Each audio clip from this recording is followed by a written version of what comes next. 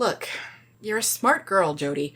If you turn in your application now, you can still get into a good college. But I don't want to go to college. I want to dance. Yeah, well, so do a lot of people.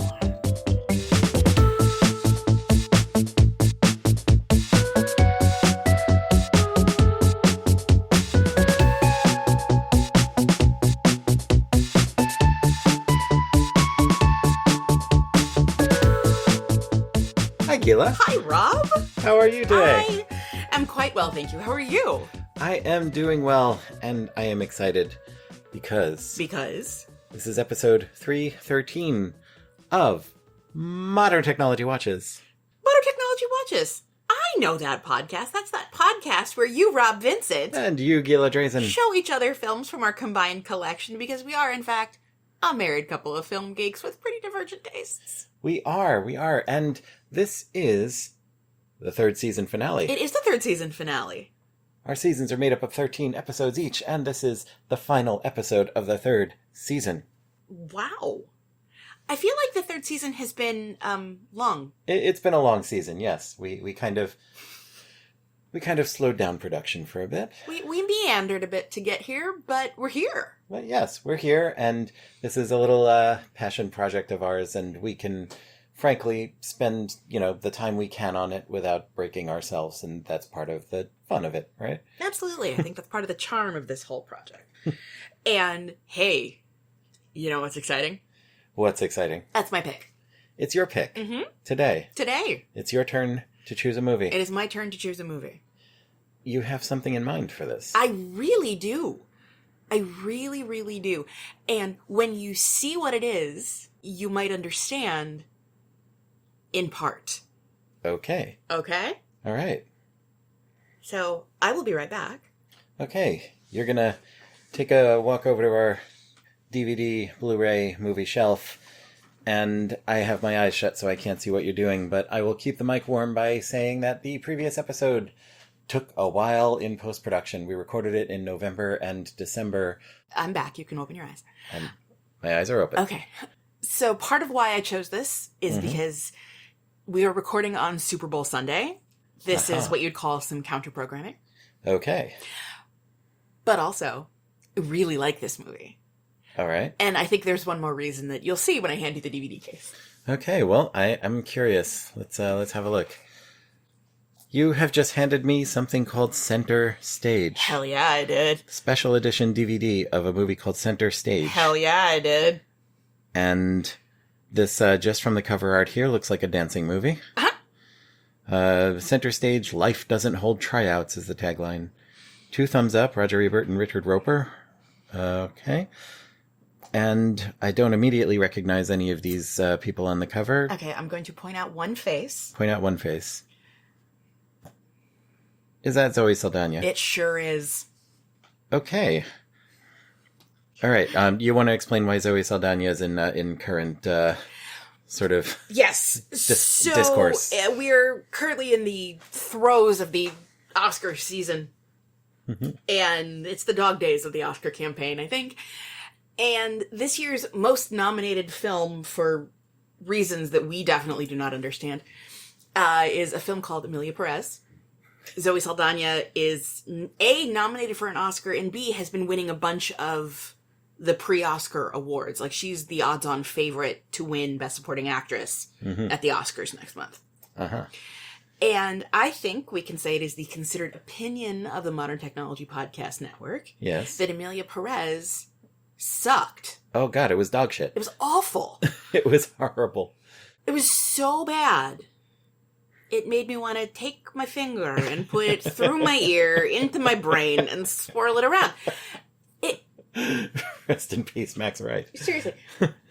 We watched it. We kept waiting for it to get better, and then it ended. It just kept being awful.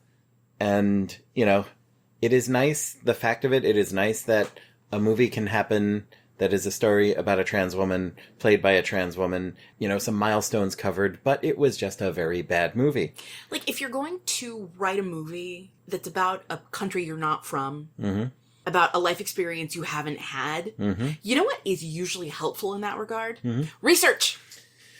Yeah, and also if you're going to make a musical, you should kind of have a handle on what musicals are and how they work. And also, I think it's been said many times in the recent press how the star of this film has turned out to, in real life, be a flatulating butthead. Yeah. So, also in honor of something else that's happening right now, which is the Saturday Night Live 50th Anniversary Extravaganza. Here's what I'm willing to say about Emilia Perez. Not Scottish. And because it's not Scottish... It's crap. There we go. Okay, I have a DVD in my hand. You have a DVD in your hand. All right, center stage. Center stage. Turning to the back here. The American Ballet Company is not for the faint-hearted. It's for the most gifted and beautiful ballet dancers alive. But you'll need more than physical prowess and determination to succeed. You'll need to deliver the goods at center stage. Jonathan Reeves, Peter Gallagher, American Beauty, the ballet company's artistic director, is evaluating this young, tight-knit group of students as they face the growing pains of their seductive world of dance. Oh my god, is this a chorus line? Keep reading. I'll keep reading. Managing their ambitions, romances, and heartbreaks proves to be both invigorating and painful. Full of non-stop energy, center stage is sexy and just makes you want to get up and dance. Omar Linares, Fox TV. Fame for the New Millennium, Elizabeth Sneed, USA Today. Okay, photos of people flailing around, special features, blah, blah, blah. Credit block printed in skinny black text on a red background. I'm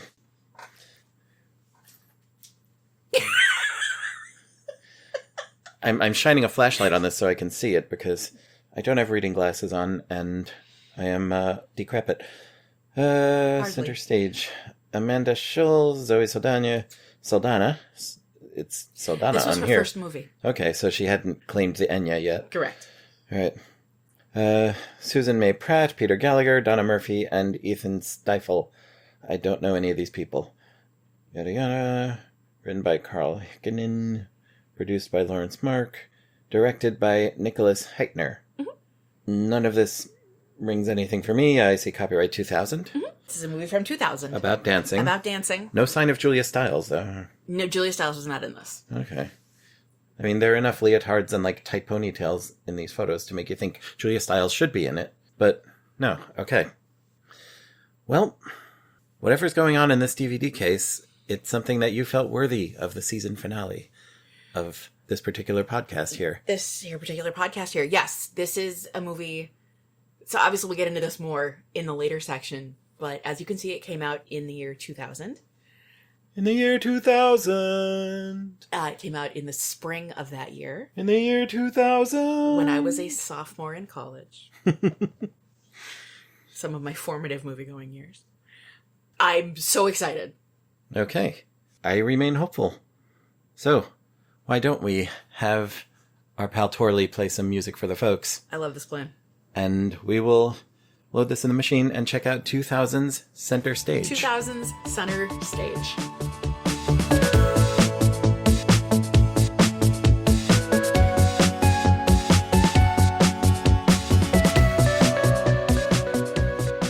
Hey, Gila. Hey, Rob. Are we back? I believe we are back. We are back from Center Stage. So I guess we're back in the wings or something? Yeah, absolutely. We are recording this directly after having seen Center Stage. We didn't wait a day. We didn't wait a month. Neither of us got sick in the interim. Nope. It's the same day and we're doing this. Same day. It's fresh in our minds. Check out our work ethic. Woohoo! Look at us go. So, I've seen it before. You have. I have. But what did you think? I was not expecting to be as charmed by it as I was. Okay, that's very fair. There were interesting things about it. Okay. And I don't regret watching it. But before we get into that, tell me about you in this movie. Where did you meet this? I met this on the big screen. I met it at a movie theater in Culver City, California, because my friends and I went to the mall to see it at the movies because we were in college and this looked like fun, and it was. And it was right around finals, and we just needed a minute. So we went to go see this movie, and... Yes, folks might not know you went to school in California. I did go to school I went to school in Los Angeles, as it happens. Where Culver City is. Yes. Well, that was convenient. Right. I loved it. I immediately loved it. And it has stuck. I liked it then. I like it now. I still cringe at the same parts I always cringed at. And cringe you did. I almost threw a blanket over my head so I don't have to watch that part.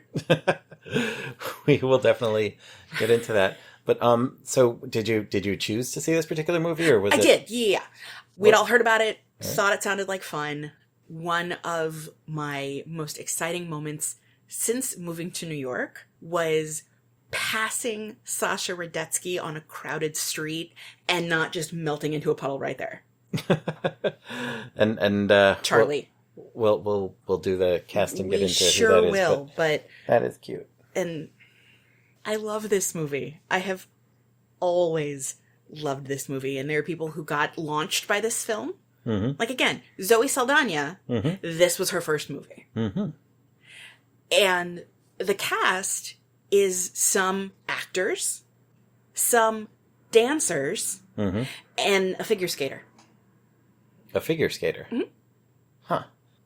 The Russian character, Sergei, Okay. is played by a man named Ilya Kulik, an Olympic medal winning figure skater.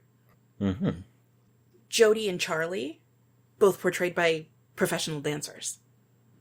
Cooper Nielsen, a professional dancer. And no Julia Stiles to be found. And no Julia Stiles. She was doing other stuff at the time. Not a single Julia Stile. But her ballet movie came out after this, I learned from you. It did, but it wasn't as much a ballet movie as this was a ballet movie. Like, this was fully a ballet movie. Yeah. And that, she had kind of quit ballet in a huff. Or maybe a minute and a half. And the fun thing is, the more I learn about this movie, which is 25 years old now, I don't know how that happened. But the more I learn, the more I love. Mm-hmm. Okay, there's a moment in the very beginning where after our POV character, Jody, has just gotten into the program, her parents are like, you could still go to college. Indiana has a great dance program. Amanda Shull, who played Jody, went to Indiana, was in their dance program. Ah. Uh-huh. Okay. This came out in 2000, and very obviously it came out in 2000. We started and ended with Jamiroquai music, because of course we did. And there was some in the middle, too. There was heavy on the Jamiroquai, heavy on the Mandy Moore. A Mandy Moore. I wanted a little Mandy less. Rude. I remember hearing that she actually apologized for her first album and said that if you meet her, you can ask for your money back and she'll give it to you. Oh, I mean, that is so sad on so many levels. Not least that that there are people who actually are like, oh my God, I want my money back. And if you bump into her, what, if she's out with her kids, you're like, hey, Mandy Moore, I spent $19.99 on your album and I'd like it back. She's whip out a 20. What wasn't a fan, me? Fair. I mean, I've liked other stuff she's done better. I think when she stopped singing and moved into acting, it was better for the world in general. I will take your word for that. So. Yes. You think cast first, then plot? Yeah, let's go to the cast on the wiki article for Center Stage 2000 film. As it turns out, there was another unrelated film by that title. And also I noticed on the disambiguation page on Wikipedia, if you just search Center Stage, this has sequels. Yes. This has 2 sequels, one of which just came out 9 years ago. Yeah. Anyway. All right. So we're going to go bottom up because that works so well for us. Yeah, and some of the dancers did that in the film. Yeah. All right. Are you ready? Yes, and this is another occasion in which I don't think I caught everyone's name, so we'll have to talk about who these people are. We always do, and that's okay. All right. So we start at the end. Actually, we're going to start after the end because I never remember if she's credited, but Priscilla Lopez has a small but pivotal role in this movie. Mm-hmm. Priscilla Lopez played the dance instructor at the Broadway Dance Center class. Mm-hmm. And she looked familiar. Yeah. She's done a lot of stuff. She was in the original Company of a Chorus Line. Mm-hmm. So that's what I keep saying. There are a lot of, like, New Yorky, dancey, theatery Easter eggs. She's from the Bronx. As in... Okay, she played Morales. Yeah. It's Uptown and to the left. Yeah. She's been all around. Did you know they made a movie out of Tony and Tina's wedding? I know I worked on a knockoff of Tony and Tina's Wedding. All right. In regional theater. Well, she's been around. So Priscilla Lopez, just a nice little nod there. Okay. Okay. Now, Elizabeth Hubbard as Joan Miller. Was that the mom? No, that was the old lady with the money. Oh, okay. Yeah, I never quite got what her deal was in the movie. Like, she was just some old lady with money. Yeah. So basically the idea was she was a recent widow who had just come into big money. Like underwriting money. Mm-hmm. Endowment money. So at the benefit at the beginning, Jonathan, the director, says to Cooper, the principal dancer, this woman is here. She has $200 million that she just inherited, and she loves you. Yeah, and during that scene, I thought the thing with this movie is going to be about the prostituting dancers out to the rich and connected thing that has happened in the ballet world. Yes, this is not that. And that has turned up in other movies about it. Right, this is not that. I thought they were going there, and they didn't. No. Joan's the money. Okay. Is she known from stuff? So apparently she spent most of her career in soaps. Okay, yeah, she had kind of a soap face. She died 2 years ago. Hmm. Oh, she was in Ordinary People. Was she really? The film version is a bell jar. Hey. First American to win the silver medal from RADA. Okay. Okay. Tons of soaps. Yeah, she's on the Doctors for, like, ever. 1964, 64 to 69, 70 to 77, 81, 82. A lot. And then she was on other soaps, and then she was on a soap opera in the Netherlands. And then her last role was on a web soap. Huh. You know, she knew her lane, she stayed in it, she did good things. She was there. Yeah. She did what she needed to do. Up next, we have Shaquem Evans as Eric O. Jones, which is very poorly written. Yeah, Eric, quote, O. Jones, end quote, Jones. That makes zero sense, because here's what it is. When we meet this character in the movie, he says, my name is Eric Jones. Mm-hmm. My stage name is Eric O. Jones. The O is for Oprah. She's my idol. You know, you could see someone named Eric Jones having to take a stage name. I don't know if the letter O would be enough there, but yeah, he was the gay best friend. He was the gay best friend. And pretty hilariously, for a movie about the performing arts, he was the only gay in 2000 in a ballet academy. Yeah. And yeah, going straight to spoiling the ending here, but he doesn't get killed. He survives, but he also gets taken out because that's what you do with the gay character when you're leading to a big denouement. Yeah. And also, I mean, obviously the ending needed to be set up the way that it was. Mm-hmm. And whoever was in that part would have had to be injured. Yeah. Spoilers, obviously, so many spoilers. But, yes, it is unfortunate that the only gay character in the whole movie, the only gay character with a speaking part, mm-hmm. has to get a broken foot and sidelined. Sprained knee or whatever. Knee. Wind up on crutches. Yeah. Yeah. But he gets sidelined so he can be on crutches at the end cheering for his friends. And yeah, that's not a great look. But he did what he could with the role. Was Shaquem Evans in other things? Not so much. Oh, he was in High School Musical, the musical. He was in the tour of High School Musical. The tour of High School Musical, so like High School Musical Live. High School Musical, the musical, The Lunchbox, and some appearances on TV. Yes. He was the only gay. He was also, I think, the only African American of any consequence in the movie, not counting Zoe, who's Latina. Yeah. Up next is Eon Bailey as Jim Gordon. Jim Gordon is, of course, the mayor of Gotham City who Yes. Works with Batman. Yes, in this particular circumstance, he was the waiter who met Maureen. He was working as a cater waiter. He was the cater waiter who was a pre-med student. Yes. The non-ballet attached person in the film. Correct. Now, people may have recognized him when this movie came out. He was in Fight Club. Uh-huh. He was one of the young men who was involved in Fight Club. He didn't get disfigured as significantly as Jared Leto did. But he definitely got beat in Fight Club. And that was before. That was this before. movie. Yeah. So he has been around and doing stuff and making movies, and now he's on a show called From, apparently, which I'd never heard of until this precise moment. Good cast, though. Sci-fi horror show on the channel Epix. Yeah, kind of surprised I haven't heard of it either. Yeah, it looks right up your street. Oh, right.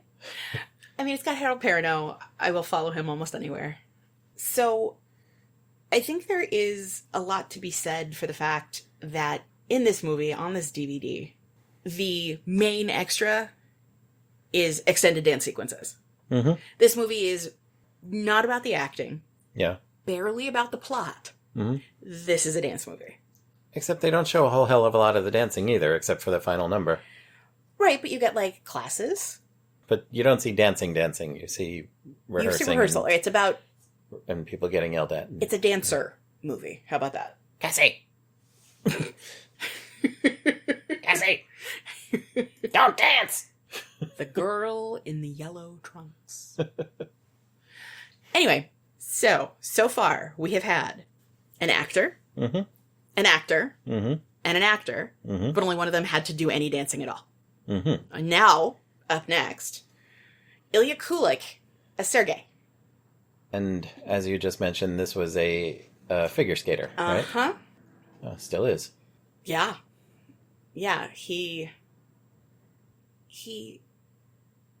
married another skater, Katerina Gordieva. And... Oh, they got divorced! Oh. Anyway, he danced to music from Mortal Kombat for his exhibition number. I think that's... And the Addams Family. And the Addams Family. And Aladdin. He's pretty cool, as far as these things went.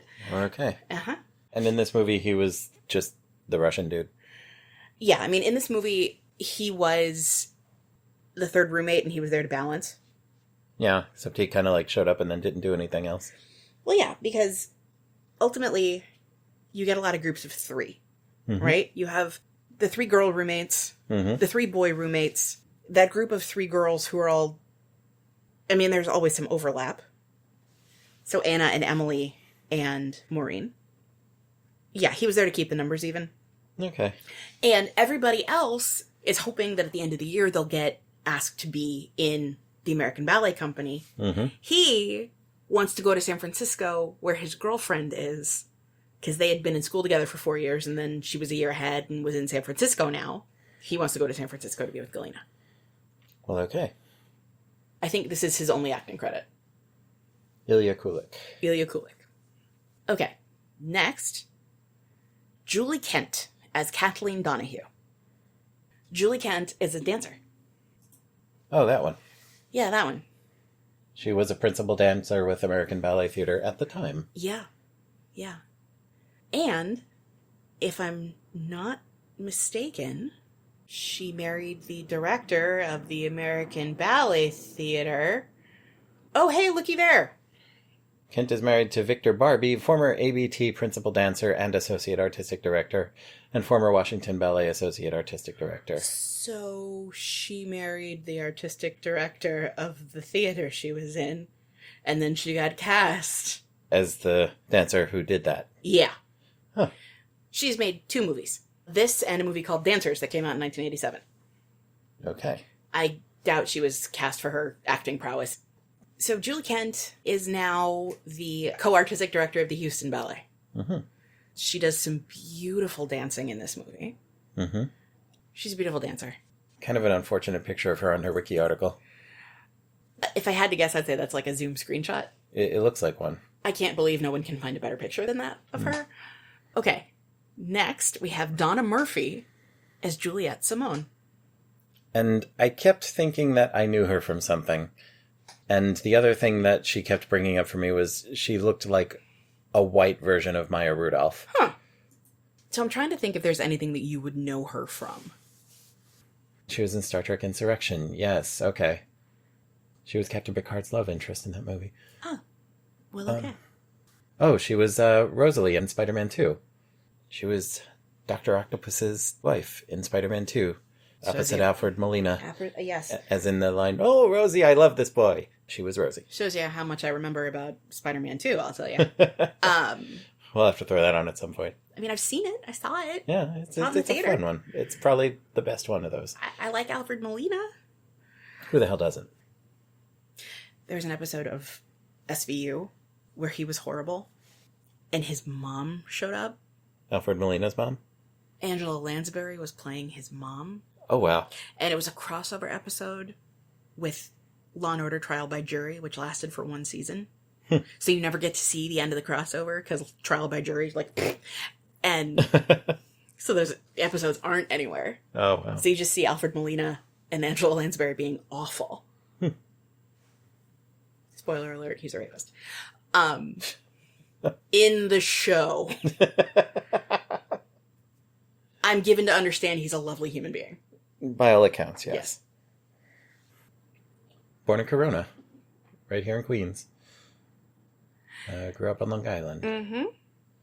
And she won 2 Tonys in 3 years for Best Lead Actress in Musical. And did you ever see Life Stories, Families in Crisis?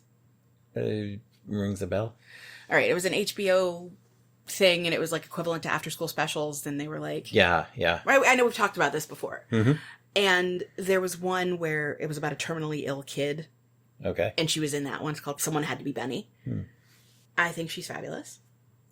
So that's Donna Murphy. Okay.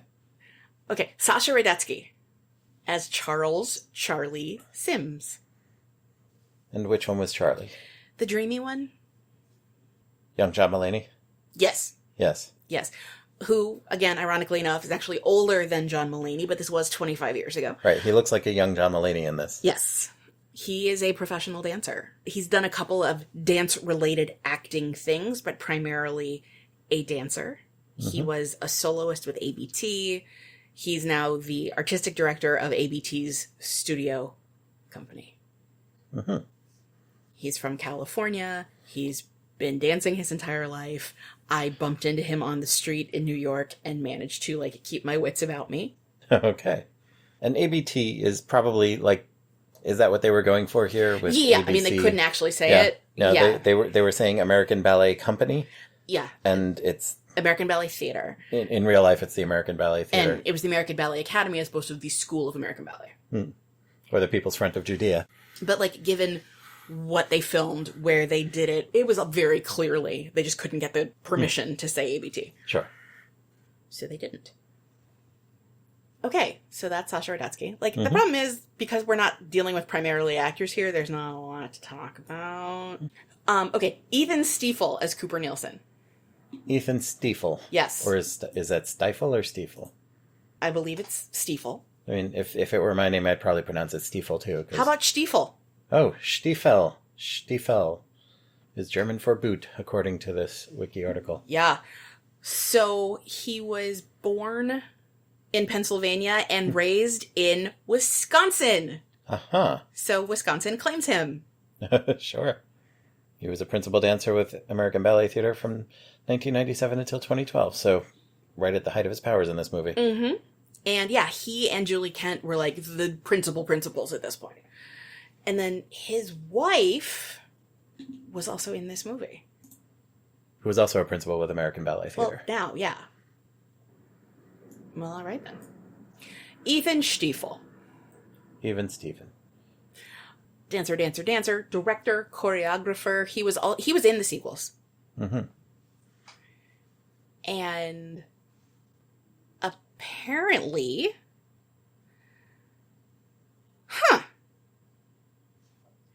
An article from 2004 called How Much Is That Dancer in the Program? Talking about... From the Times. From the New York Times. Talking about dancer-sponsor relations.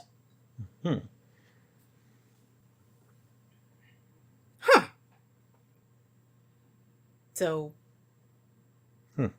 It does talk about Ethan Stiefel's relationship with his sponsor, because there had been a move about 20 years ago, I guess, a little more, a little less, for large ballet companies to begin having donors sponsor specific dancers, which, especially when you think about how many dancers they have, I mean, on the one hand, it's weird, but on the other hand, coming from where I work professionally, it's not that weird. You know, at universities, when you have endowed professorships, it's like that, except it's on one person, and it does kind of deal with them in a bodily kind of way that you don't necessarily and we've both worked a lot in the nonprofit world, and there's all sorts of things that people can buy their names onto. Yeah, so buying your name on a person is weird. But also considering the things that, as I mentioned, have happened in the ballet world between vulnerable dancers and the rich and connected. True. You can't stifle Ethan Stiefel, apparently. There was a movie, 2007. Yeah, Born to be Wild, The Leading Men of American Ballet Theater. And they, go to Wisconsin with him. Kind of fun. Cooper Nielsen is horrible. And obviously we'll get to that when we talk about the plot. His performance in this movie was really good. And that's not something I'm going to come out and say about a lot of people in this movie. He played his part really well. Maybe it seems better because he's surrounded by people who can't really act, but possibly. But no, he was good. He was good. Yeah. Up next, we have Deborah Monk as Nancy Cummings. And that was the mom. That was the mom. Okay. And she seems familiar. Yeah, she is a Broadway actor. She's around a lot. She was one of the little old ladies in the musical movie of The Producers. She was in Jeffrey. Okay. Which I know you've seen. Yes. Oh, she was mom. She was Jeffrey's mom in Jeffrey. Yeah. Okay. Yeah, I worked on the stage version of that. She's everywhere. Law and Order. Oh, and she was also in Life Stories, Families in Crisis. Law and Order. I think you could make a case that she is the villain. A villain. Maybe not the villain. Apart from just, everyone being assholes in general, being sort of a collective villain, she was the obsessed mom who regretted not being able to do ballet when she was a kid, and so was forcing her daughter into it. Right. And her daughter was not into it. So, that's kind of a one-dimensional role, but she played it. But this is your dream. And, when Maureen wanted to talk about anything else, she wouldn't. Right. She wouldn't let her get through telling a joke that she heard. And there was one point where they were busy talking about how fat one of the girls in the class had gotten. But Deborah Monk... She did the job. She did the job. It is one of the problems, though, because this is the first thing I saw her in. So now every time I see her, I'm like, oh, what a bitch.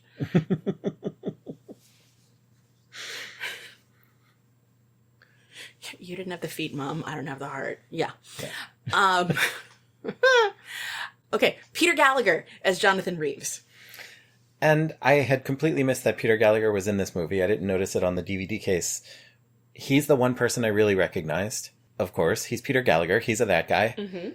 If you don't know who Peter Gallagher is, pull up his picture. You'll know who he is because you've seen him in a squillion things. Him and his eyebrows. And he's another one of those sort of that guy actors who is charming. Intrinsically charming, even when, in this movie, he's playing a dick. Yeah. One thing that's not listed in the intro is While You Were Sleeping. While I was sleeping what? The film While You Were Sleeping, in which he has a very pivotal part. Haven't seen it. I know, but it will happen at some point. Of course, Sex, Lies, and Videotape was his big break. And then Guys and Dolls. Yeah, Hudsucker Proxy. all right, American Beauty. He was also in the first sequel to this movie. Oh, nope, he was in both of them. Just one was a theater movie and one was a TV movie. All right, playing the same role. Playing the same role. He did some voices in Robot Chicken, which I got a kick out of. A lot of surprising people have done voices in Robot Chicken. Then about 47 Law and Orders. He was in Reboot. Which yes. I've forgotten. Which was good, by the way, and if you have a Hulu subscription, do check it out. Yes, this being the 2022 Hulu series Reboot and not the 90s CG cartoon Reboot, which was also good, but differently. Yes, always nice to see him. Not a nice man in this movie, but you kind of have to not be if you're going to have that kind of... Right. Yeah. All right, the next person on our list is Susan May Pratt as Maureen Cummings. She is the best goddamn dancer at the American Ballet Academy. Who the hell are you? Nobody. Yeah, in this movie, as you said, a lot of people on the cast weren't actors. They were dancers or a figure skater or whatever. And of all the people who weren't actors in this movie, she certainly wasn't an actor. Yeah, but funny story about that. Will you look down in the next paragraph? You're driving. All right. Of the main characters who are dancers, 4 professional ballet dancers. 1 is a professional figure skater. 1 had ballet, and 2 were actors with no ballet training. Susan May Pratt and Shaquem. So she's a professional actor. Uh-huh. And in this movie, she stank on toast. Here's the thing. She was not good. No! And in fact, I'm sure she's a lovely human being, Mm-hmm. but she's most remembered for playing parts in 3 teen-oriented films within 2 years and then kind of vanishing. Mm-hmm. Okay? So she was in 10 Things I Hate About You, All right. Drive Me Crazy, which is one with Melissa Joan Hart, Mm-hmm. and this one. Yeah, I kind of half saw Drive Me Crazy. 10 Things we've watched together. We sure have. It was one of the earlier movies you showed me. Yes. In our I really relationship. like it. Yeah. Okay, I don't really recognize anything else on this. So she's done Ton of TV. She did kind of back out a bit to, like, she got married, she had a couple of kids. Unfortunately, her husband was diagnosed with ALS, so her career kind of took a back seat for a while. Dear. And he passed away last year. That is sad. Yes. However, yeah, not... You would assume she was one of the dancers. Yeah. And she's not. As it ultimately happened, she didn't have to dance at the end of the movie because she was playing the dancer who didn't want to be a dancer anymore. Right. And when you see her doing stuff throughout the movie, it's all like port de bras in very tight close-up, and that she can do. Yeah. And it was just everyone else was talking about how she was the best dancer and she was so great. And had the best technique and this, that, and the other, and whatever. They told didn't show. Right. Yeah, she wasn't the best actor either. No, but she didn't need to be. And, maybe it was her, maybe it was the direction, maybe, I don't know, it could be any number of things, but just all her acting was kind of cringy. Mm-hmm. And when she was the character who had the things going on where she was the one who was getting crushed on by the dreamy pre-med student and had that relationship and then had the, very meaningful eating disorder stuff going on and ultimately getting out from under her mother's thumb and, deciding she wanted to do something else with her life and so on. These are all things that maybe would have been served by some more competent acting. She is the best goddamn dancer at the American Ballet Academy. Just her delivery. Who the hell are you? Nobody. I'm sure we'll talk about this when we go through the plot, but you hyped me up for that line. You're like, the best line in the movie's coming. And was I right? You were right. It was amazing in its badness. There are line readings of hers from each movie that I've seen her in that have stuck with me for these many years. for this sort of reason. Yeah. 10 Things I Hate About You. Mm-hmm. Julia Stiles says to her, no, we're doing it for the principle of the thing. And she's like, oh, goody! Something new and different for us!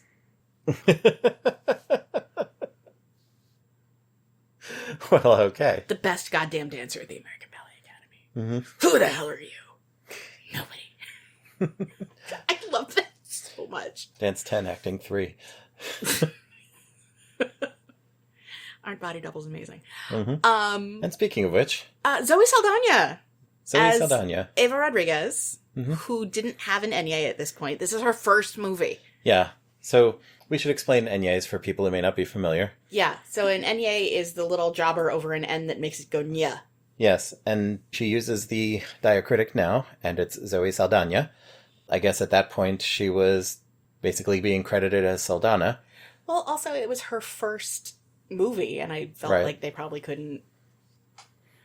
So she spent some time in the trenches of teen films. Yeah, I'm looking at this filmography now, and they... Right? We got this, we got Get Over It, which we've talked about many times because we like it, now we own it. We've got Drumline, which I quite liked. Don't know it. Crossroads. She was in Crossroads with Britney Spears. Which you and I are still going to have to watch at some point. Don't threaten me with a bad time. She was in the first Pirates of the Caribbean movie. She did a bunch of stuff. And then... In 2009, she did the J.J. Abrams reboot of Star Trek, which I fucking hated. I say this as an old Trekkie. I hated the rebooted Star Trek movies. But she did Star Trek, and Avatar hit in the same year, and her career kind of exploded. And I'm like, oh, it's the girl from Center Stage. Yeah. So yes, between Star Trek, Avatar, the Avengers. Yeah, Guardians of the Galaxy. Right? She's everywhere. We didn't get far enough in Good Burger 2 to see her, though. No. Yeah, so this was around 9 years before she started getting some heat. And I mean, my God, I forgot she was in Get Over It. So in this movie, I think we'd say she was okay. The character was kind of a two-dimensional, not much of anything. Would we even go so far as to say two-dimensional? Maybe a dimension and a half. She was Latina, angry, and smoked, and didn't give a fuck. And that was her function. Yes. And, last but not least, because we're doing this backwards, yes, Amanda Schull as Jodie Sawyer. Oh, God bless her. God bless. She's been trying to be an actor for a really long time.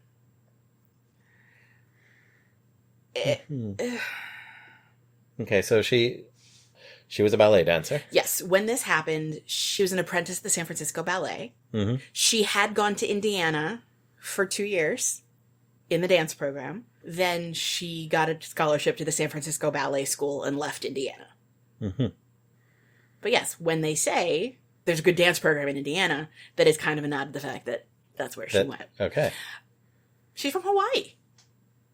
All right. She's been acting somewhat. Yeah, kind of in small stuff.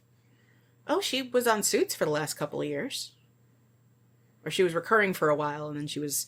promoted to main cast, and... I think after Meghan Markle left. Someone had to be. The rebooted MacGyver, the rebooted Hawaii Five-0.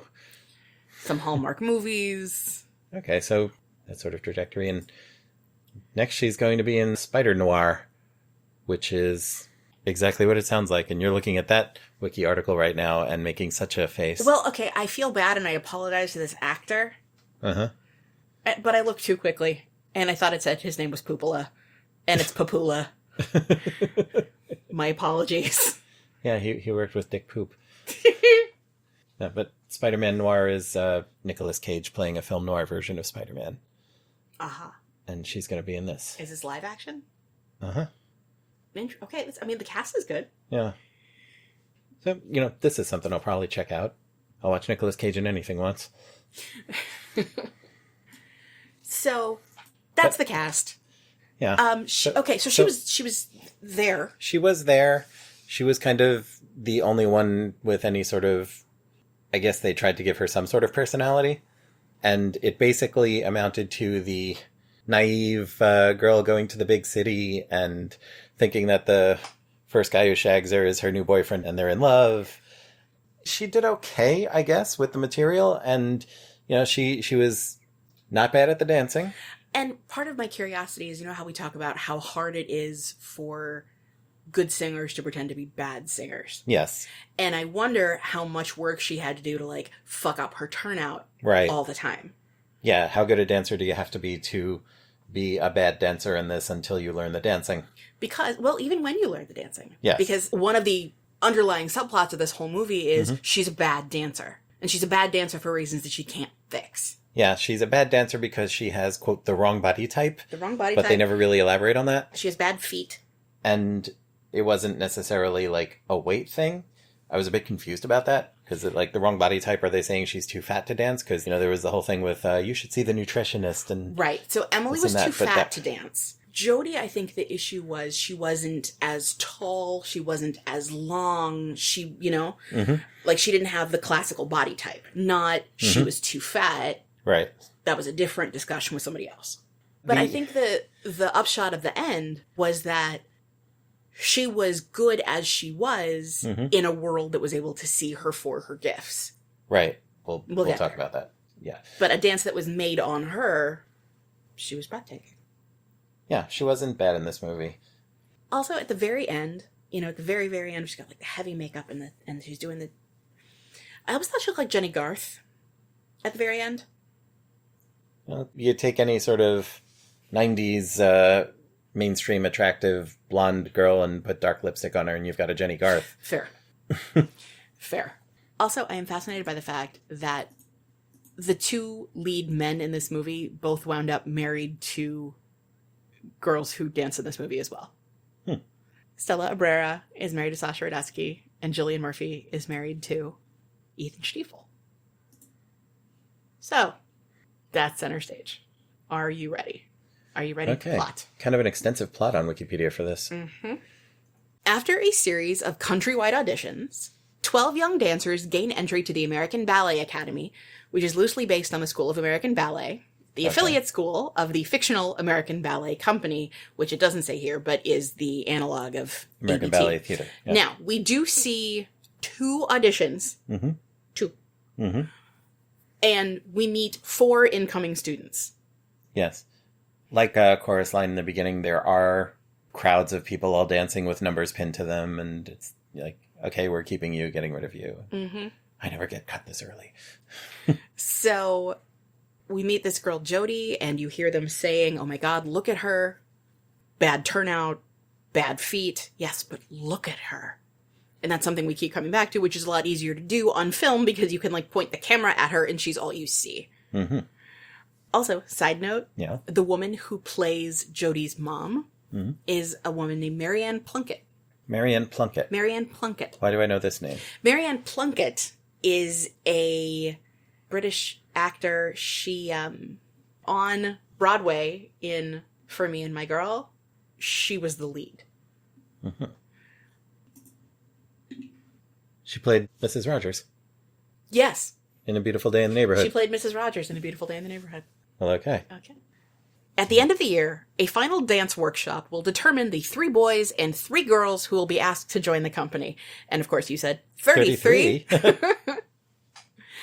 The workshop will also allow the students to showcase their talent to other ballet companies nationwide. Therefore, a lead part in the workshop is essential to secure a dancer's future. And they get this information on the first day, before class starts. Peter Gallagher comes in and makes the speech, and how many of you were the best dancer where you came from? And all 12 hands go up, and then he's like, you're the best there, but here everybody's the best, and you're gonna have to work hard every day, and you still might not get it. And here's where you start paying in sweat. But if you work the hardest you've ever worked every day, you will become the best dancer you can possibly be.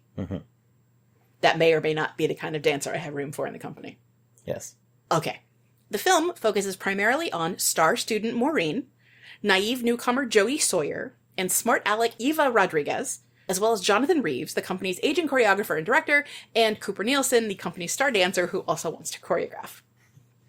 Also the boys. The two have a tense relationship since Cooper's ex-girlfriend and fellow dancer Kathleen left him for Jonathan.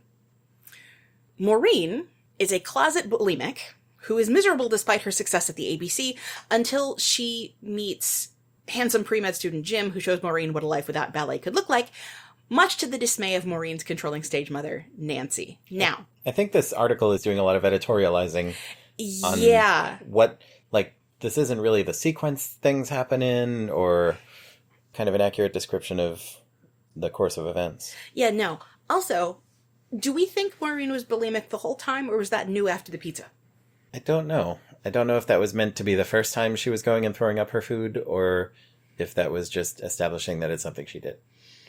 I wasn't sure. We do know she was in that school since she was like 9, and so that life is all she's known. And so it would be, I think, given that, a bit weird for that to be a new thing. Her mother works in the office, and we find out later she had wanted to be a dancer too. But this, doesn't cover most of what's happening here. Yeah. So we skip the gala at the beginning, where a lot of stuff gets set out. The advanced students come and, like, carry shoes and tiaras and shit for sale at the reception. And that's where they meet Jim. And Jim decides to, like, seize his moment by running over to this group of girls as they're walking back to the dorms. And he's like, would anybody like a fruit tart? And Emily says, I would like a fruit tart. And Maureen says, that's practically all fat, Emily. This also skips a bunch of, like, at the gala, apparently they were selling one of the dancers' old shoes. They do that. And Zoe Saldana was like, why would anyone buy this? It's just an old shoe. Jody says, it's signed by Kathleen Donahue. And she's like, it's a smelly old shoe. We see them in classes. We see them working. And Jim doesn't become a factor until about halfway through the movie, honestly. Yeah, this is... Fix yourselves, Wikipedia. Eva is naturally talented, but her bad attitude and clashes with instructors mean she'll be doomed to the core. Like, she shows up the first day in a green leotard with her hair in her face and chewing gum.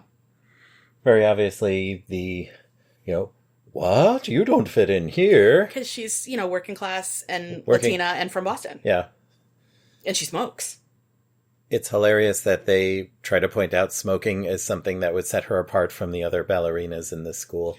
But the moment when, they're on the boat and she's like, you shouldn't eat donuts, they're bad for you, with a cigarette in her hand, that is entertaining. That was one of the big laughs this movie got from me.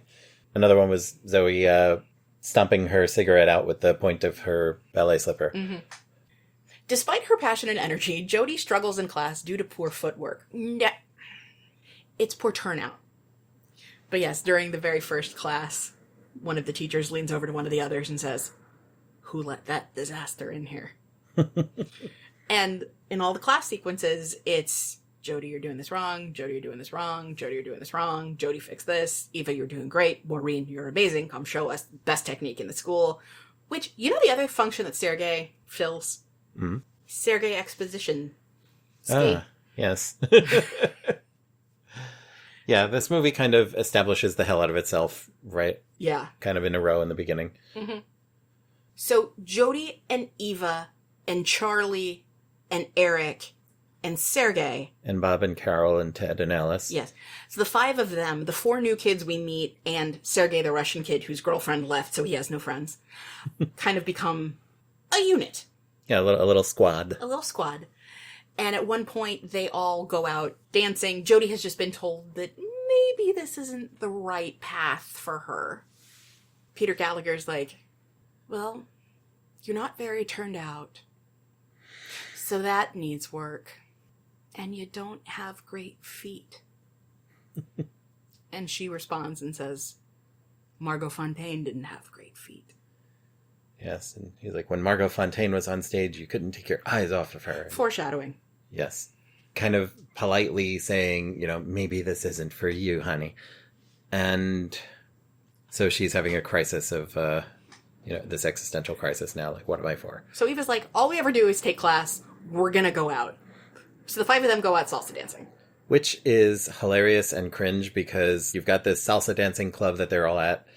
And, of course, you've got Zoe Saldana right there. But no, the big salsa dancing is being done by the 2 of the whitest people in this movie.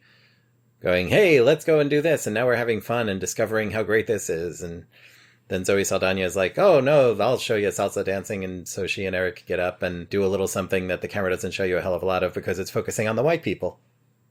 And also because there was no relationship to advance with Eva and Eric. Yeah. Because I don't know if you know this. He's gay. Yes, he was the gay. And also one of those... This movie was made in 2000. He was totally a 90s movie gay. where he was just to be there like, oh, I have the same problem, but with boys. Yeah.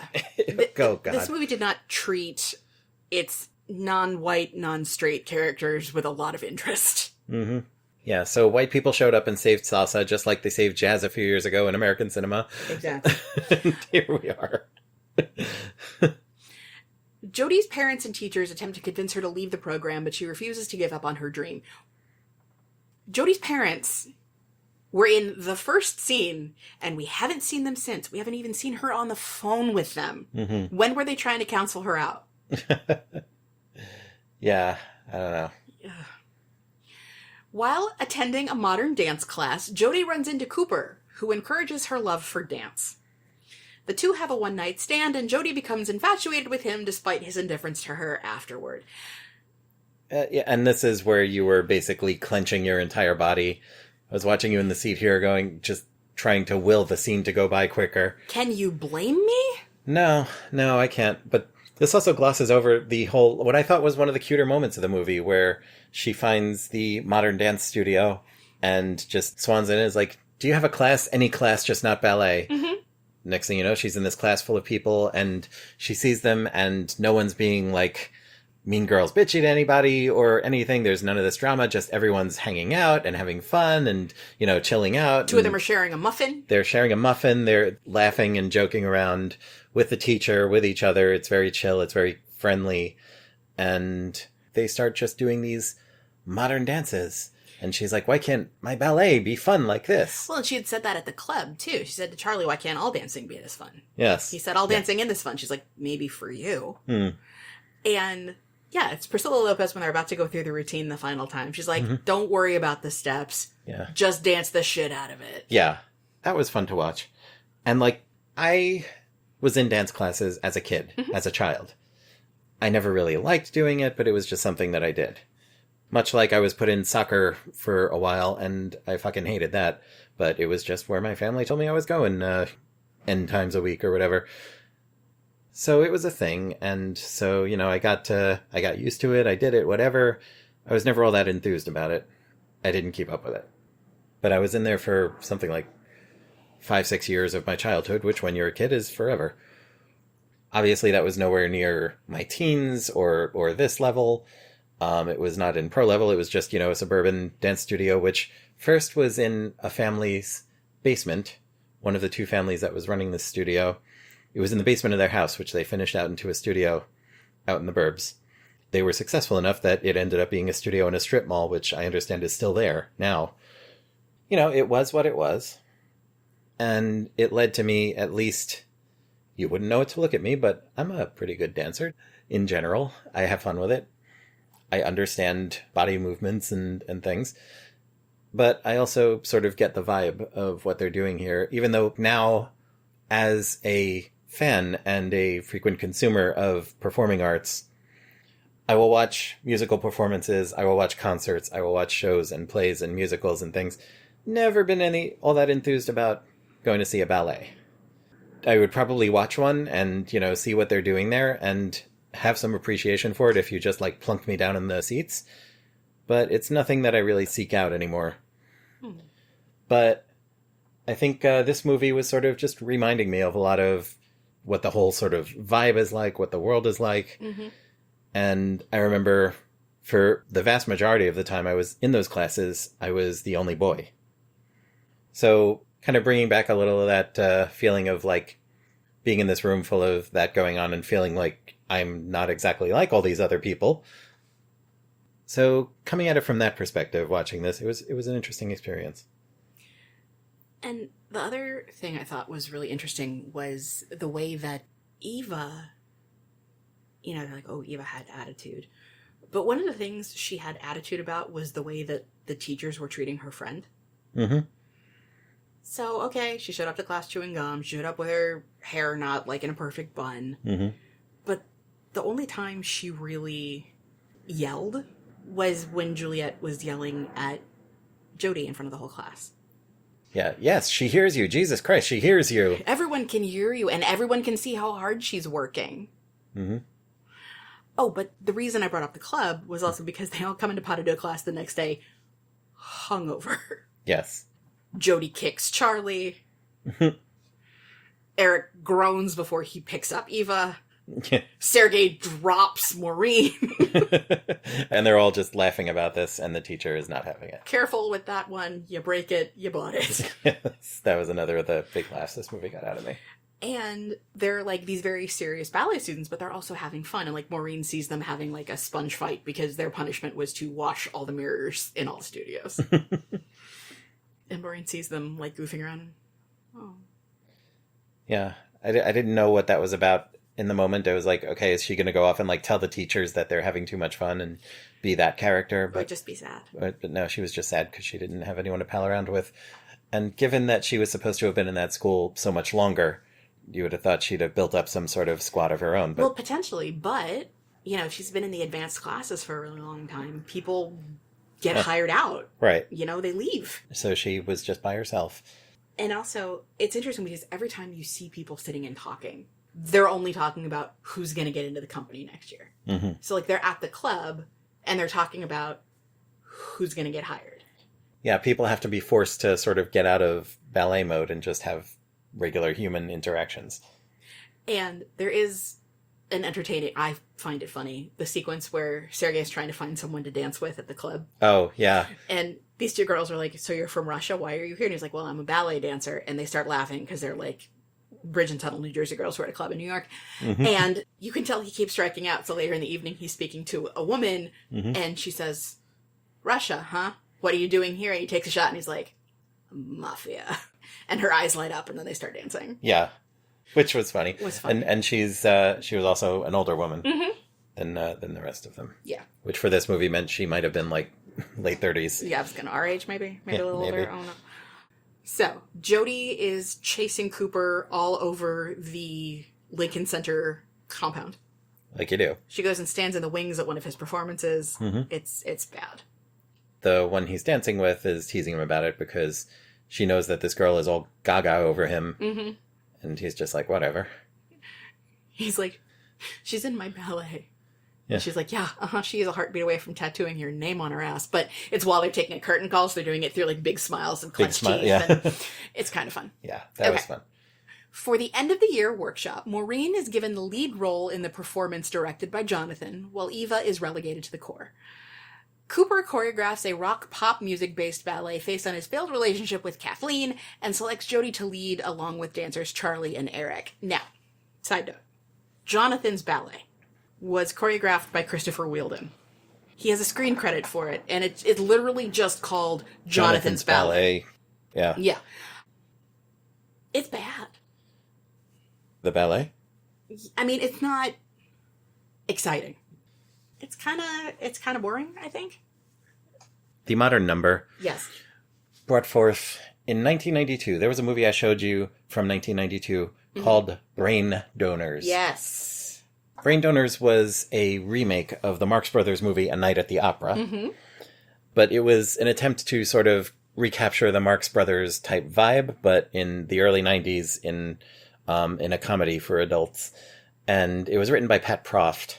And the roles of the surrogate Marx Brothers were John Turturro as like a Groucho knockoff, Mel Smith as the one with the accent, therefore Chico, and a stand-up comic from Long Island named Bob Nelson in the role that would have been the Harpo style of guy. And while the original film was about the plot that was there to hang all the Marx Brothers silliness on was about the opera and opera singers and opera performers, for Brain Donors, they changed that to the ballet. They're starting a big ballet company in New York and getting the greatest ballet to come over and be their star. And the sweet couple of kids, the ones that the main characters are there to help get together and start their life and whatever, they are a couple of ballet dancers. And to show off their ballet skills to the big ballet company people in that movie, they have this modern take on ballet, which was a lot like the number in this movie, where it's like, yeah, we're going to do ballet, but it's going to be rock and roll and badass and, you know, use some hard synth pop type shit. And so I saw what they were doing in this movie and I appreciated what they were doing. I don't think it was a bad number for what it was, But I just couldn't shake the association with this number from Brain Donor, which was not a good movie, Brain Donors. It's got its fun points. I do enjoy watching it, but I would never say it was a good movie. Pretty much everyone in it deserved better. But it's funny to think that this was 8 years after that, that they did this, and it was supposed to be the new daring thing. And it was also 1 year before, what do you call it, with Julia Stiles in it? Save the Last Dance. Save the Last Dance. Who is the stuffy ballet dancer who gets shown all the, urban dance by her urban, read black, boyfriend, and does this shake-up thing at the end where it's her audition show for Juilliard, and she's like, I'm not going to do ballet like that boring, like the old-style ballet. I'm going to put some hip-hop in it. and so, yeah, just where this is in the sphere of this other stuff that's come out, it's really kind of interesting to think about. Absolutely. Another thing is the idea that this would have gotten on stage. Because you have, some very classical stuff going on, and the new stuff in a classical vein. And also, in all those rehearsals, where was everyone else? There's a gazillion people on the stage. So much of this movie makes zero sense. Yeah. But, okay. So, Charlie has a crush on Jodie and encourages her to forget about Cooper when Cooper berates her during rehearsals. They've all taken Eric out for his birthday, and Charlie asks Jodie out, and she's like, I'm kind of seeing someone. And I've lost count of the number of times I've seen this movie. Mm-hmm. But every single time at that moment, I'm like, no, you're not. You're not seeing anyone. Mm-hmm. He was listening to his voicemails while he left you in his bed. This was a wham bam, thank you ma'am type of situation. Mm-hmm. It was not supposed to go any further than that. The problem was, then he cast her in his workshop because of the dancing he had seen her do at Broadway Dance Center. Mm-hmm. It is so awkward. It's very awkward. And then they get into an argument. And he says, okay, you're here. She says, yesterday I was stage left. He said, well, today you're stage right. And she goes, well, what am I going to be tomorrow? Mm-hmm. I knew it when I was in the front. Yes, at the beginning when you're like, is this a chorus line? I'm like, not exactly. Yeah. Not least because it takes place over the course of a year, not one day. Yeah, it's much more fame than chorus line. Yeah, although fame is 4 years. Yeah. And I did ask you at one point, is Zoe Saldana going to end this movie crying while taking her top off in front of a video camera? No. She does not get the Irene Cara treatment. Eva's not Coco. And of course, that's when, the backer is at rehearsal, and Jonathan's very precious about his stuff, and Cooper is, I want this raw, I want this real, it's about sex. And it is hilarious that you see him, when his character is established, he's in his leather jacket and getting on his motorcycle, because of course he is. Mm-hmm. And he keeps being that guy in the leather jacket with the motorcycle. Yes. And there is one cute moment in rehearsal when the two of them keep trying to one-up each other. Oh, yeah, the little pissing contest. Right. Cooper showing Charlie some choreography. Yeah, Charlie's like, what about... I changed it. Mm-hmm. Well, how about this? Well, how about this? And then Ethan Stiefel pulls out some Ethan Stiefel stuff. Yeah. And Charlie's like, I can work on that. Yeah. And then in the final performance, he nailed that bit. Mm-hmm. And you see the two of them look at each other like... All right. At the end of that performance, they're both all bro-y about it and like, hey, great job, man. You too, man. Mm-hmm. All right. So they rehearse the day before. They're getting it on stage and they're practicing, and Eric fucks up his leg in some way or another. Yes, the movie buries its gay.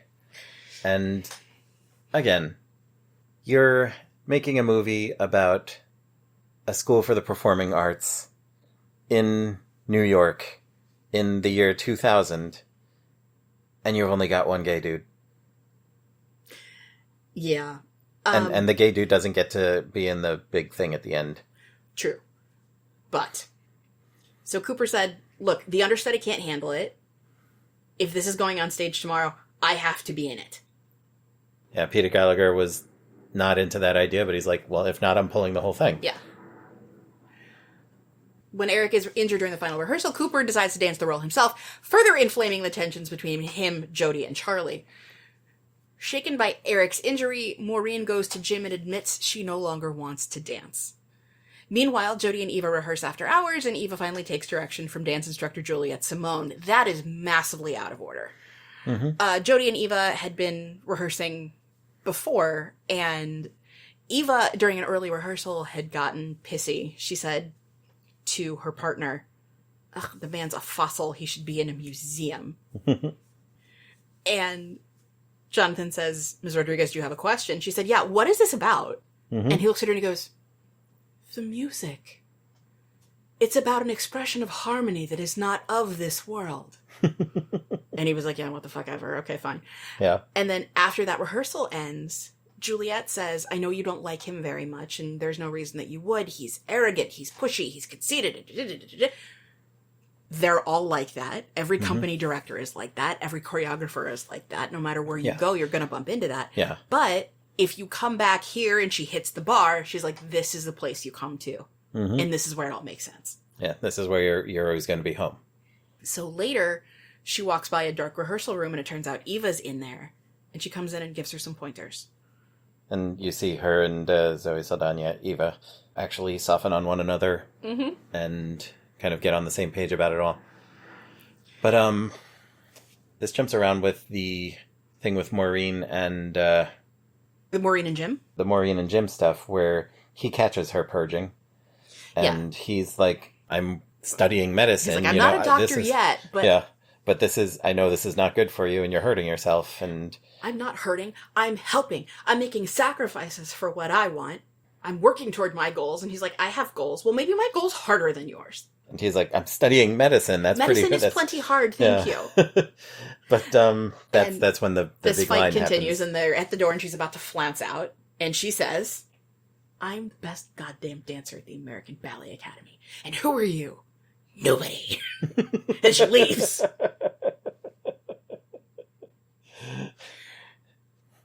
Acting. We don't know exactly what the sequence of events is, but Eva and Jody and Maureen are back in their room after Eric has been injured. They say, "How is he?" Eva says he can't dance tomorrow. "How would you be?" She's like relieved. And everyone's like, "Yeah, but one of the underlying assumptions this whole time is that Maureen's going to get into the company no matter what, because she's got the best technique and this and that and the other." And Jody said, "Yeah, I'd kill for your luck." Eva says, "There are 3 spots going tomorrow, and if you just both calm down and get some sleep, you could have 2 of them. I lost any chance I had in September, but I was dancing before this, and I'm going to keep on dancing long after. So tomorrow is just one more day I get to dance." Then we see a door. Maureen's at the door. Jim opens it. She says, "Eric got injured. And the first thing I thought when I saw him go down was, I wish that was me. And that got me thinking, because that's not a normal reaction." Seriously, every line read just seared into my brain. So we missed a lot of this stuff. And then the next day we see the girls from Italian Symphony getting ready to go on. Juliet and Jonathan come backstage, and they're telling everybody what you say before a ballet performance, which is... Merde. Merde. Which is French for... Shit. Yeah. So it's the dance equivalent of break a leg. Which is cute. It's very cute. And they're running around saying, "Merde, merde," to each person. And for years I was trying to look it up. I'm like, are they saying laird? Like, why would you say merde? Laird, Earl, I don't know. And so you see none of Italian Symphony. No. None. No. But you see the conceited girl Anna come off stage. She's like, "Did you see how on I was tonight?" Not, "Oh my God, you did so well." Just, "How good was I?" Yeah. I think we've both known people like that in the performing arts. Oh, haven't we all? Yes. Sometimes I think I am that person, and I don't like that part of myself. You are not. Thank you. Not by a long shot. So Jonathan's ballet starts. And there are these diagonals, and the girls, and the boys, and the picking, and the moving, and the diagonals, and everything. And Sergei is coming down the line, and he's supposed to put out his hand, and Maureen will reach out and take it, and flutter, flutter, flutter, flutter, flutter. And Sergei gets to the end and dramatically puts out his hand, and this hand comes out from the wings, and it's not Maureen. It is Eva. It is Eva. And there's a little foreshadowing of it if you're paying attention. Because everybody's sitting at the makeup mirrors, and they're getting ready. Yeah. And you see Eva sitting there, in a costume with a robe on. Yeah. And Maureen is standing behind her in street clothes. Mm-hmm. Maureen is not going on stage. See, I did not pick that up, but yeah, that's one of those things I guess you would pick up on a rewatch. Yes. So Deborah Monk is sitting in the audience. She's got great seats with other women who work for the company. And that's Maureen's mother. That's Maureen's mother. And the lights are about to go down on Jonathan's ballet, and these other two women reach over to her and squeeze her hand and go, "Good luck." To her, the mother. To her, the mom. As if she's doing anything. So when Eva's arm comes out of the wings, everybody freaks out. Mm-hmm. And one of the other women is like, "Isn't this Maureen's part?" Yeah, they're flipping through their programs. Yeah, it says right here, Maureen Cummings. So Mrs. Cummings gets up. Didn't your daughter have this role? Right. So Mrs. Cummings gets up and like walks out in the middle of the performance. Like stomping on feet in the Excuse me. row seats. Excuse me. Yeah. And Maureen is standing out in The lobby. Are you okay? Are you sick? I'm not sick. Well then, why? Why is that trash on stage dancing your part? And Maureen's like, because I asked her to. She's not trash. Well, ask me why, right? Why? God damn it, why? And she's like, because I don't want to be a ballet dancer. And, this is your dream? No, Mom, it was your dream. And it meant a lot more to you than it ever did to me. You didn't have the feet. I don't have the heart. And I remember this being a significant thing for me when I was younger. Because my whole life, everybody was like, don't you want to be a cantor? Don't you want to be a cantor? Mm-hmm. And I was like, no, I don't. And I remember writing in my journal, thinking about Maureen in center stage. And I'm like, why did I not go out and start, making money hand over fist as a bar mitzvah trainer? Because it's not what I wanted. And, God doesn't like ugly and God doesn't like angry. And I didn't have the heart for it. I have all this technical skill, but it's not necessarily my vocation in that way. Right. So yeah, this movie has meant a lot to me on a lot of levels. Knowing your journey and seeing the ways in which that sort of journey is reflected in this movie, I can understand why it means such a great deal to you. And this whole thing of like, this is what you're going to do. Mm-hmm. And you happen to be good at it. And then you wonder why it's not perking your soul in certain ways. Yeah. And, Maureen basically tells her mom she's not sleeping. She has no friends. She's throwing up half of her food. And her mom's like, well, you watch your weight. That's not a terrible thing. And it's like, Mom, I'm telling you, I'm unhappy and sick. This isn't going to happen. Yeah. And her mom just, I think the look she gives is just her brain blue screening and like error does not compute. Mm-hmm. And the thing is with both, the scene means a lot. There is a lot of important shit going on. And the two actors they've got doing it are kind of... I also wonder... Deborah Monk is not a bad actor. So I No. kind of wonder how much of it is on the page. Right. How much of it is on the page, how much of it was in the direction, whatever. But, like, she has no dimension as the mother. She's just, like, glaring and shouting, and that's all she's doing. She has 0 and 100, and those are the only settings. Yeah. And it's acted badly, this scene, but it's an important scene, and it's a good thing that it's in there. Mm-hmm. Absolutely. And then Maureen leaves, and Mrs. Cummings just kind of stands there and wigs out. Mm-hmm. She, like, cries and holds herself. Yeah.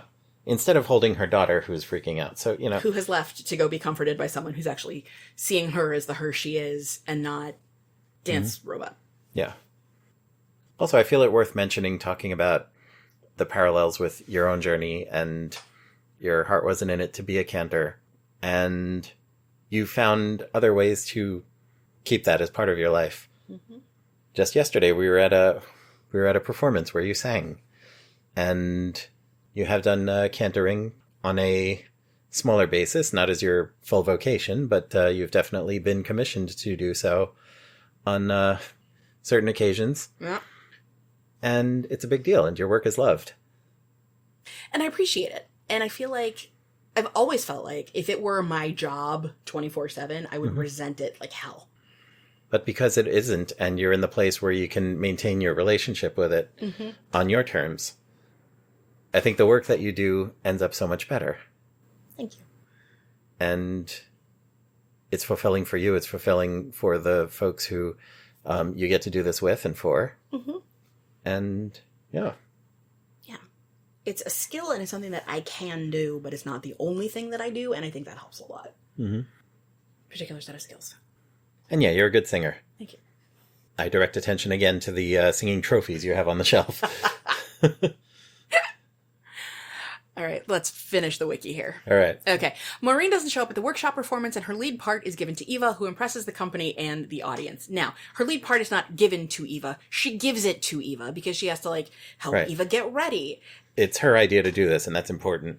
Yeah. Eva doesn't just come up and swipe it. Maureen's like, no, you do this. Jonathan doesn't know. Yeah. Sergei doesn't know. They're understudies. They wind up not doing it. Yeah, so it's a surprise to everyone. Everyone. But because the show must go on, it's... come rain, come shine, come snow, come sleet. Yeah, so everyone just goes with it on stage. Right. And then they're like, what the hell was going on? You should have said something. And, like, at the end, Sergei's like, why didn't you tell me you could have said something? She's like, she told me not to. Maureen's mother is furious, but Maureen insists that dancing is no longer her dream, and she will live on her own terms. Cooper's pop rock ballet is also well received, and after the performance, Cooper tells Jody that he has found a financial backer to start his own company. Now, side note, backing up. I know we don't see all of Jonathan's ballet. Mm-hmm. It is nowhere near as long as Cooper's. Cooper's is 4 songs long. Right, but we don't know because of just how things are chopped up and edited. Like, the other ballet could have been just as long. That's true. 4 songs long. Mm-hmm. Michael Jackson, Jamiroquai, some sort of slow jams, I don't know what. Yeah. And also, there are just impossibilities happening that could not happen on a stage, like people's costumes instantly changing. Not that there can't be costume changes and quick changes in a real ballet, but like... Not down to the shoes. People are walking out into the wings and coming back like with complex hair braiding and extensions put in completely different outfits and different shoes and a full different face of makeup. I said to you while we were watching this, I've been to actual ballets and I've never known any real ballets to make such extensive use of camera editing.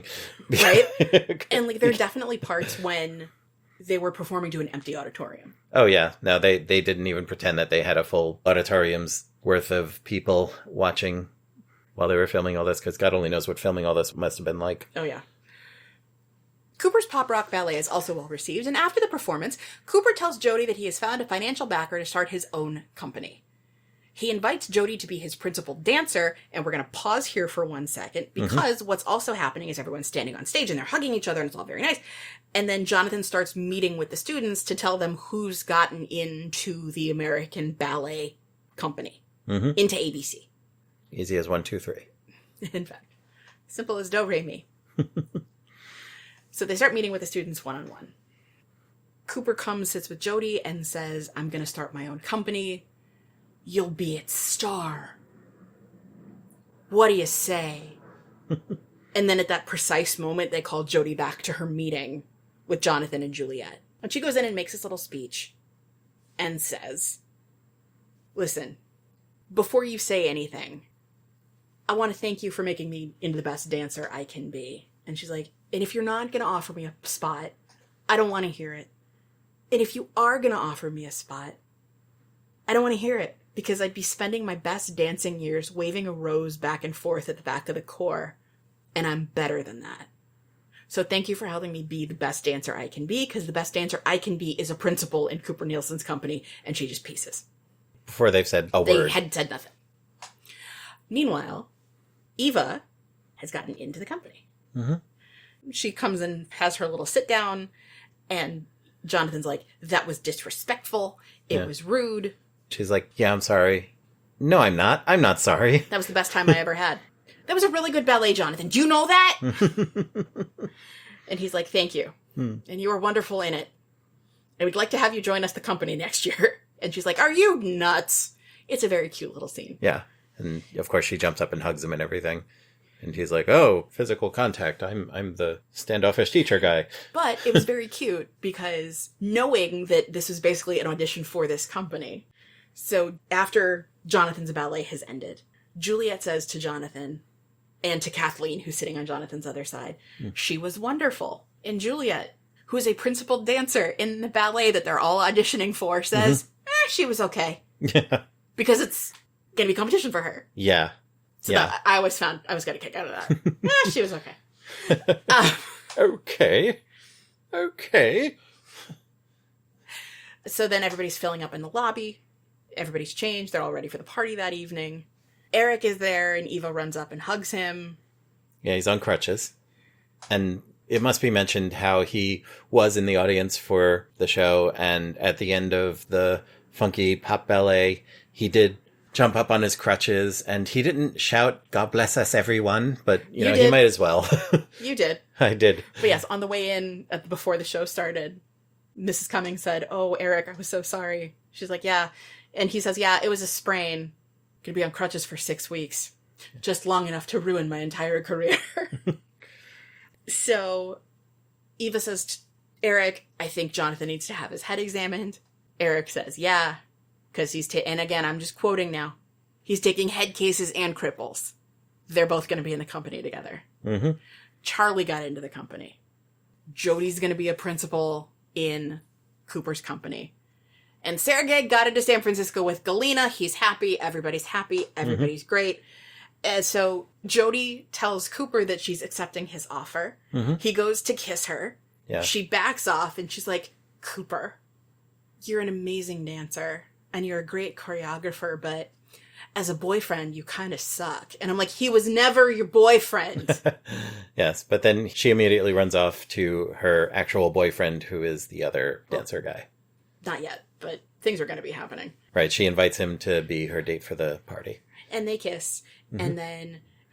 but we didn't mention how the plot of the funky show is basically what's going on with a ballet teacher and a guy showing up to steal her away from the ballet class.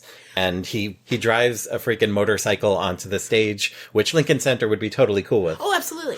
But, like, no, it was very cute because in the first rehearsal, Cooper goes, "Okay, Eric, you're a ballet dancer. She's in love with you. Mm-hmm. Charlie, you're the director of a ballet company." And everybody's like, "Oh, got it. Okay. Yeah. Cool. So he's doing a little show based on what happened between him and the artistic director. Yes. And then in this show, when the show comes out, it happens that the boyfriend and the ballet teacher are fighting over her, and this is expressed through the dance. And at the end, she's just like, no to both of them, and she just like, "I'm dancing instead." And as you put it... Yes. They're in the love triangle, and dance won. Yes, exactly. Dance won. It also gets, there's a scene where she goes off on his ballet stage motorcycle, and they end up on a bed, and she strips off her clothes, and she's in underwear, and they're basically miming screwing on a bed on stage at the ballet. And her parents are there. Her parents are in the audience. The audience is like the entire ballet establishment of the United States, at least. Maybe the world. I don't know. You know, they didn't show like monocles popping out of scandalized eyes, but I'm sure that was happening. And of course, after this whole show, you see her parents come back to the dressing room. They're like, "Great work, dear." and then someone else comes in screaming, "I made it." And they're like, "We'll see you later." Yeah, at the dorm. Yeah. But yeah, so... Yeah, I have to show you the video of the Lambeth Walk from Me and My Girl on Broadway so you can actually see what Marianne Plunkett can do. Sure. At the dorm. Yeah, no, But the way the show is basically the plot of what's going on with the characters, including the twist at the end, is a bit... yes. It's a bit silly. It's a bit silly. So at the very end, everybody's standing around in the lobby, and Cooper gets over to start clapping for Jody. Mm-hmm. Jody Sawyer. Yes.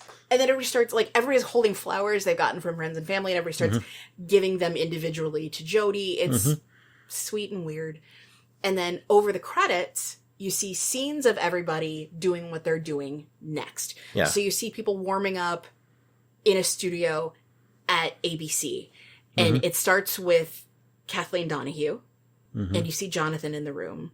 And then they pan around, and you see Eric, and you see Eva, and you see Charlie, and you see some of the dancers we'd seen before.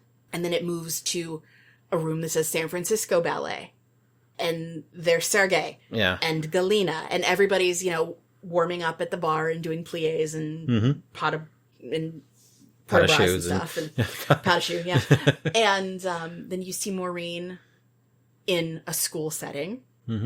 Wikipedia says classes with Jim. No, she's in college. She's not in med school. There are so many questions. He's not there, but like whatever. And then it ends with warming up at the Cooper Nielsen Dance Company, where you see a lot of the dancers who were in the Broadway Dance Center scene. And Jody. And she's in the poster that's up on the wall. And that's the end. Everybody's moved forward. All is right with the world. And That was kind of what we needed now, I think. And you've got some appropriately 2000s music playing over the end of the movie. Yes. So, center stage. Center stage. Where's your firefly? It's up on the bar because that's where it's home. This was not an unpleasant movie to watch. It was pleasant. This certainly wouldn't have been anything I would have gone to see in the movies by choice. I saw the Julia Stiles one the following year only because it was my best friend's turn to pick when we went to the multiplex. Shout out to Gray. But yeah, this is something that I might sit in front of if it popped on TV or something. And I liked learning about your journey with this movie and your association with it. So I appreciate this. Thank you for showing me this. Thank you for letting me. This is great. And I think it's a fun cap on season 3, which has gone some interesting places. It has. Season 3, which began in 2022. We've taken a few years to get through this season. Keeping the Faith, Sneakers, Citizen Ruth, Bernie, Flight of the Navigator, A Chorus Line, Are You There, God? It's Me, Margaret, Colossal, Bridesmaids, War of the Worlds, The Baxter, War Games, and this one. That's our 3rd season. That's our 3rd season. I'm so glad we're doing this. What a ride. What a treat. Yeah, I have no idea what season 4 will hold, but I'm sure it's going to be fun. Well, I already have ideas about what I'm going to show you next. Excellent. I have a couple of ideas kicking around for what I want to show you next. But yeah, this was great. And I appreciate being able to do this with you so much. I think we both deeply appreciate the folks out there who are listening and inviting us into their homes and cars and earbuds and yes. And their ear holes in general. Yes, inviting us into your listening organs. I love that we do this. I would do this if nobody listened to it but us. Knowing that there are people who listen to it. Yes. And knowing that there are people who listen to it who we don't know. Yeah. Still blows my mind a little bit, honestly. Mm-hmm. We love knowing that we have listeners. We love knowing that you're on this journey with us. And sometimes we hear from you, which is really cool. That is. And in fact, we've heard from a friend of the show. In a response to episode 312. In which we watched the film War Games. This is an email we got from our pal Sven. Sven, who we've heard from a couple of times. Yes. All right. Dear Gila and Rob, as usual, I very much enjoyed your last episode of Modern Technology Watches, partly because for once I actually knew the movie you were featuring. Smiley face. As I take some interest in vintage computing, I would like to offer a few details on the modern technology you watched in the movie, namely the home computer that David is using. Yeah, Sven goes on to give us a little history, and this stuff is of interest to me. It might be of interest to you, so I'm going to share it. Sven writes, the IMSI 8080 was introduced in 1975 and quite outdated by 1983 when the movie took place. In fact, manufacturing had ceased as early as 1979, and devices may have been widely available on the second-hand market in the early 1980s. By 1983, an IBM PC, an Apple II-3 or Lisa, or Commodore C64 would have been much better suited had the filmmakers intended to show cutting-edge home computing technology that a privileged kid would use. I think it's quite likely that such an IMSI would have been the choice for computer nerds who couldn't afford any of the newer products entering the market. I think this is very interesting context, considering how we were talking about how David Lightman was a privileged little bastard. Yeah. But I would also, Sven continues, like to point out that the IMSI 8080 and the MITS Altair 8800, of which the IMSI was nothing but a better-looking clone, were quite fascinating machines. I agree. First of all, the front panel interface with its numerous LEDs and switches allowed you to directly interact with CPU and memory. When running a program, you could actually watch the computer think, which is awesome.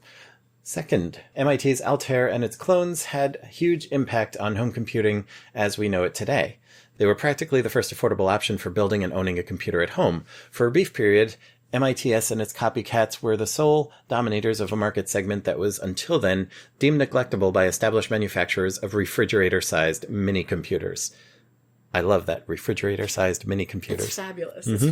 I mean, it's very true, but it's also very well phrased. Yeah. On a side note, Paul Allen and Bill Gates worked at MITS in Albuquerque on the Altair BASIC interpreter before heading off to founding Microsoft and licensing BASIC to companies like Commodore and Atari, thus laying the groundwork for the company's later success. Last but not least, I find the story of Ed Roberts, the founder of MITS, most inspiring. He just happened to kick off a computer revolution, walked away, and kept on following his dream, going to medical school in his mid-40s, buying a farm in Georgia, and spending the second half of his life as a well-respected country doctor. Quite contrary to present-day tech bros. But enough of the nerd talk. Thanks again for almost 6 years of marvelous podcasts. I'm always looking forward to the next episode and very much hope that you will keep on sharing your thoughts on your mutual DVD collection. All the best, Sven. Yeah. And this message just made both of our day. It really did. It's a delight to hear that people are on this ride with us and enjoying themselves, but also, sharing some more info about the stuff we're talking about. That's awesome. And if you would like to be as entirely cool as our pal Sven, how would you do that, Gila? Well, there are a few ways you could do that. You can send us an email by dropping us a note at watches@modern.technology. Mm-hmm. And then we might include you in our next listener mailbag.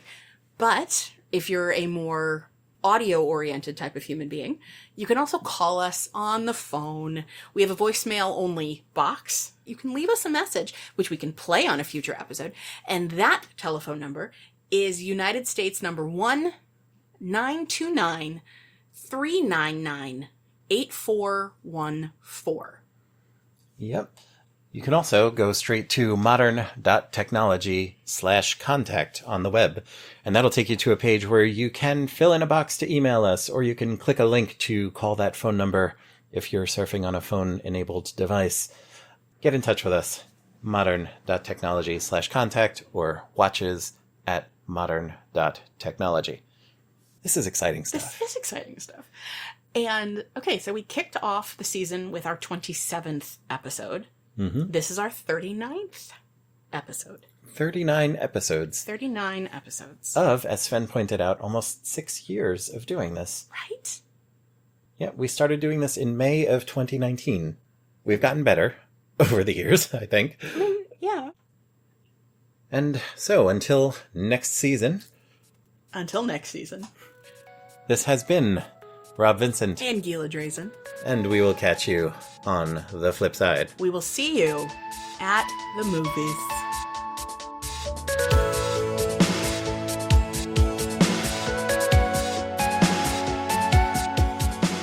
You've been listening to episode 313 of Modern Technology Watches with Gila Drazen and Rob Vincent. Go to modern.technology on the web for more info on this show, our other work, and our social media plie. Our music is The Promise by Torley Wong, released Creative Commons Attribution Share Alike 3.0. Find more from Torley at torley.com. Thank you, Torley. Content from wikipedia.org is used under Creative Commons Attribution Share Alike 3.0. This podcast is released under Creative Commons Attribution Share Alike 4.0 and is a production of Joyful Firefly, LLC. Email us at watches@modern.technology. And if you like us, tell someone.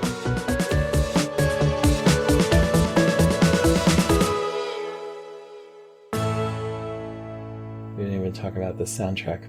I mean, we did mention it was very 90s heavy on the Jamiroquai. I mean, the human ear can only safely absorb so much Jamiroquai at one sitting.